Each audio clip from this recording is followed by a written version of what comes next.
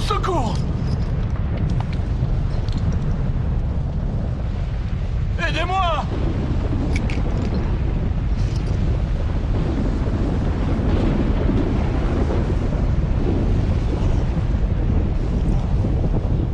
Au secours!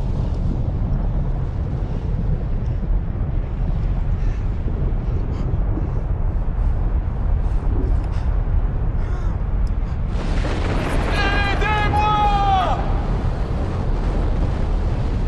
Aidez-moi!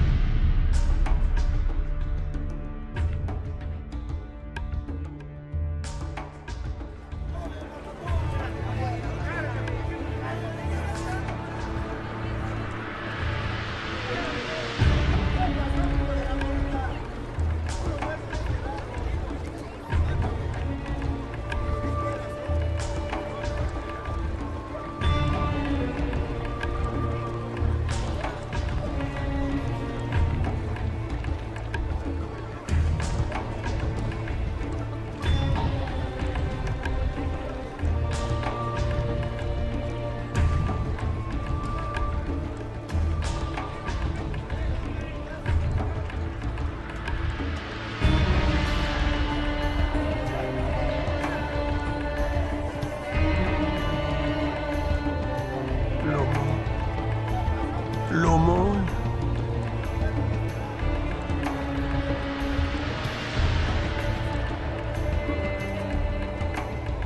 L'aumône. L'aumône. Comment oses-tu me toucher? Tu veux que je sois aussi sale que toi? Je ne devrais même pas te permettre de mendier à ma porte. Pardonne-moi, Seigneur. Pardonne-moi, je n'ai pas mangé depuis des jours. Je me demandais si je pourrais avoir un peu des miettes qui tombent de ta table. Des miettes qui tombent de ma table. Mais alors, que mangeront les chiens? Mes affaires m'attendent. Brûlez-moi ça, c'est infecté.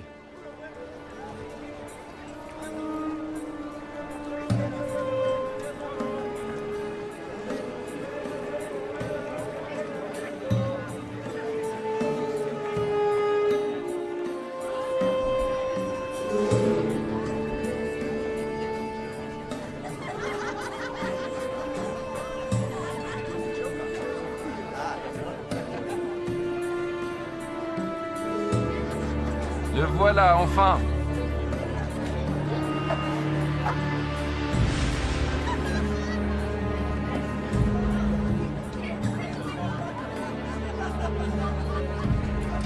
Mon frère préféré. Que me veux-tu cette fois? Nous avons dépensé sans compter. Je le vois bien. Il y avait un homme riche qui était vêtu de pourpre et de fin lin et qui menait joyeuse et brillante vie. Un pauvre, nommé Lazare, était couché à sa porte, couvert d'ulcères et désireux de se rassasier des miettes qui tombaient de la table du riche.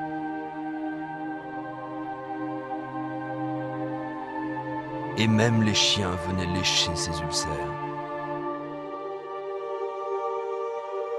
Oh. Oh. Oh. Oh. Dieu, aide-moi. Pourquoi? Pourquoi? Pourquoi?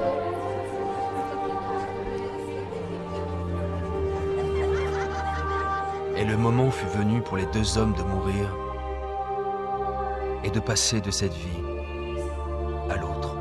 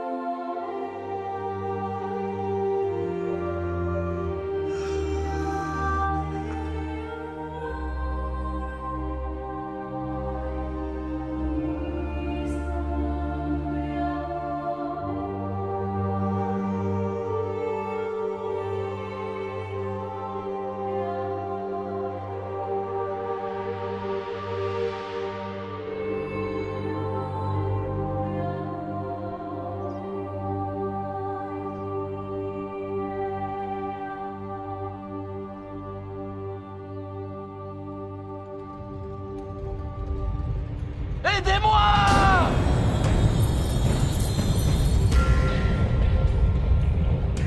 Au secours!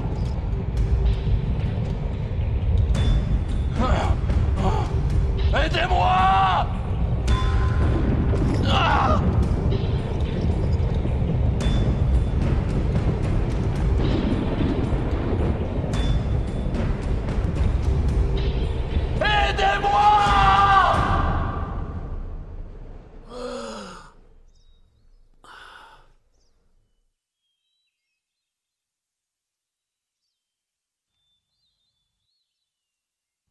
L'aumône.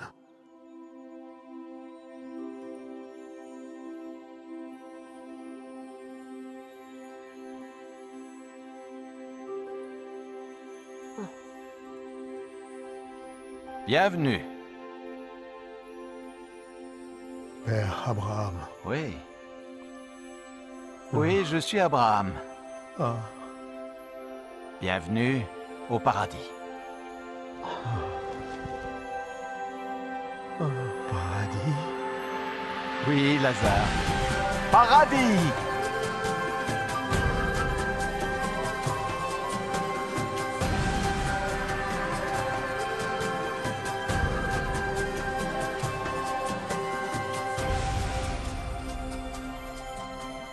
Nous avons préparé un banquet en ton honneur. Oui, oui, viens.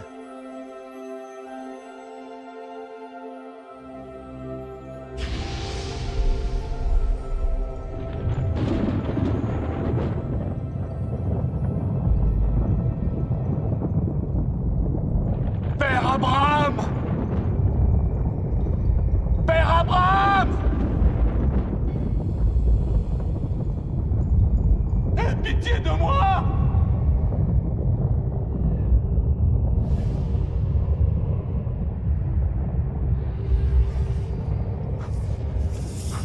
Je t'ai vu avec Lazare!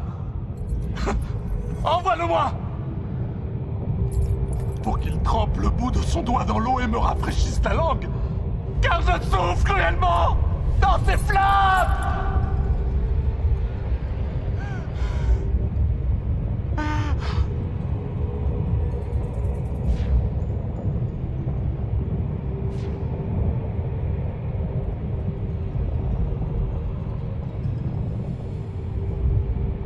Fils, souviens-toi que tu as reçu tes biens pendant ta vie.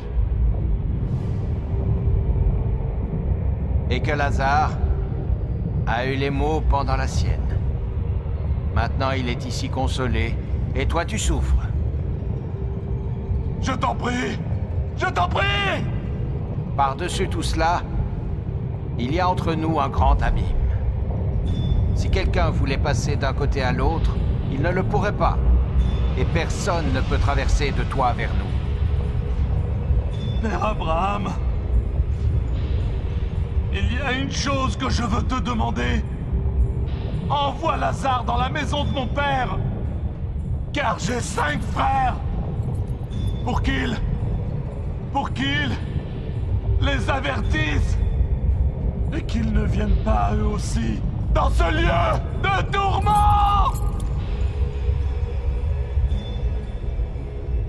Ils ont Moïse. Ils ont les prophètes. Laisse tes frères les écouter. Non. Non.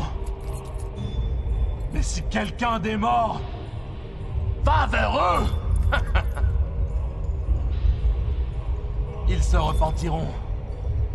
Non, s'ils n'écoutent pas Moïse et les prophètes, ils ne se laisseront même pas persuader par quelqu'un qui ressusciterait des morts. Je t'en prie. Non. Je t'en prie.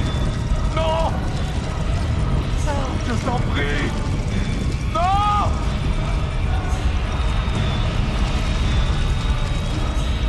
Non.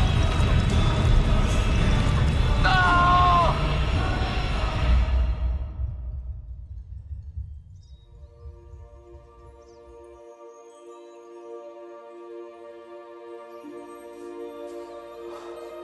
Lazare,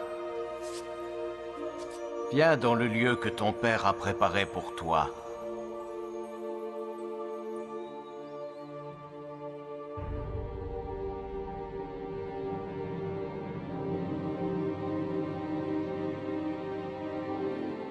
Maintenant, nous pouvons diviser ses biens. Nous serons tous riches. C'est ce qu'il aurait voulu. Où crois-tu qu'il soit maintenant?